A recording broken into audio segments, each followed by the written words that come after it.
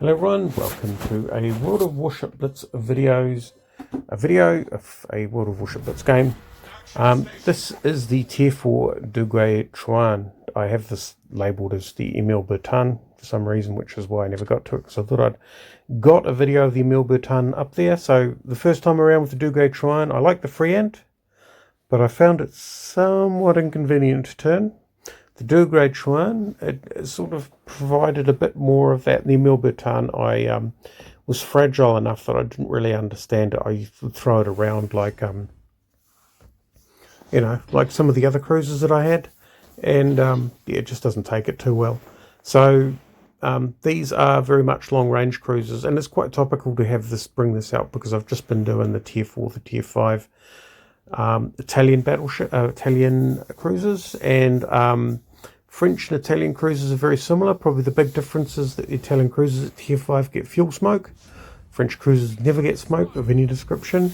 And the other benefit of the Italian cruisers, they get SAP, which means they are vicious things against these sort of little small boats, whereas it takes a lot more effort to knock them down with the French cruiser. But the French cruisers have HE, which means that long range against battleships, they have the hope of causing some quite considerable damage if they can get the fires lit.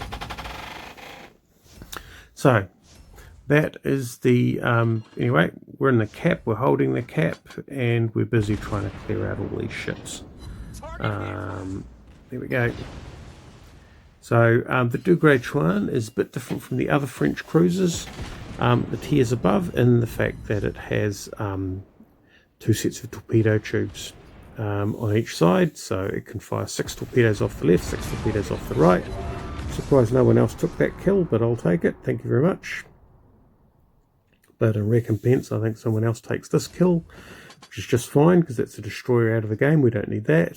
And I'm going to turn back into the battle. Now, with the battle, obviously that destroyer, had he got around the back, would have caused quite a lot of grief.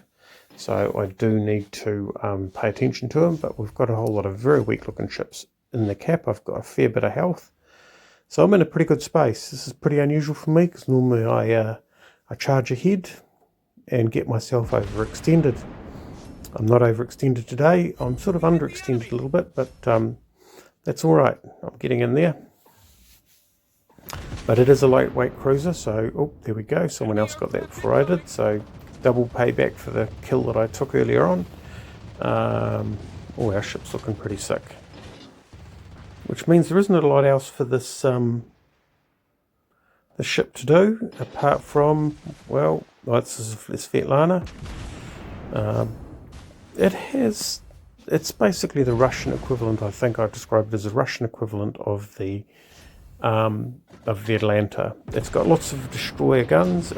It is tier 5, so it oh no, that's the Krasny-Krim, but this is the sort of the tier 4 equivalent of the Krasny-Krim, so it's just a whole lot of destroyer guns, yeah, peppered around the outside of the ship, so it can do a lot of damage, but whatever angle, it opens up more guns, but still it is a Russian cruiser, which means that it's fragile enough.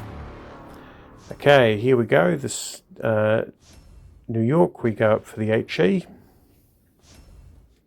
and we're going to try and get behind this point of land, because I've been walloped.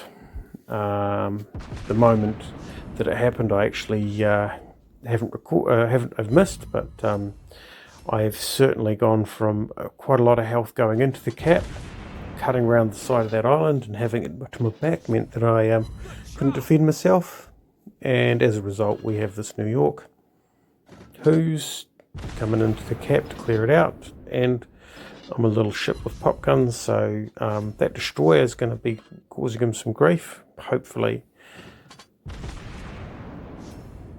because we do need him to cause him some grief, although I think that destroyer is a very sick looking little puppy there with his very low health bar. And off in the distance we can see the enemy's carrier making a play for the cap. Well, we've got a ship on, our destroyer, it's a cruiser off to that side, so that cruiser's gone, that Omaha's gone. Our destroyer to the north took out their carrier. I'm hoping that I get some hits with these torpedoes. I got one hit with the torpedo. So what I'm going to do is that this game is won on points. So we've held the cap. They've finally taken the cap, but not fast enough to make a difference. And I'm going to hide behind this point of land and defend the last little vestiges of my health. Now I use a torpedo aiming circle to see what's going on with that battleship. And what's going on with that battleship is not good news. So what I'm going to do here is try and, well, lay a little surprise from when he goes around the corner. There's a couple of spreads off. We'll probably lose one of them to the edge of that island, but keep the turn up. There we go. But that means that he can see us, which means that, ouch, ouch, ouch, ouch, ouch. I'm going to try and get behind this point of land, 500 health left. Hopefully his main guns, well those aren't his main guns. Let's see how, well that's, yeah, okay. That's the Duguay-Trouin. Basically not a particularly powerful ship, but I think I got the kill in the last second there. So let's go have a look. I should have got a Pensacola, and if I got that New York, I should have 2 kills. 4 ships destroyed. I'm not really keeping count at all, am I? Anyway, the Duguay-Trouin is it is a bit of a long-range ship to play long range. You can see I kept the ranges out. Good accurate guns. Has HE, which is nice against battleships and heavier targets. And it has a fairly hefty spread of torpedoes, 6 per side. Anyway, there you go. Thanks for watching. Catch you next time.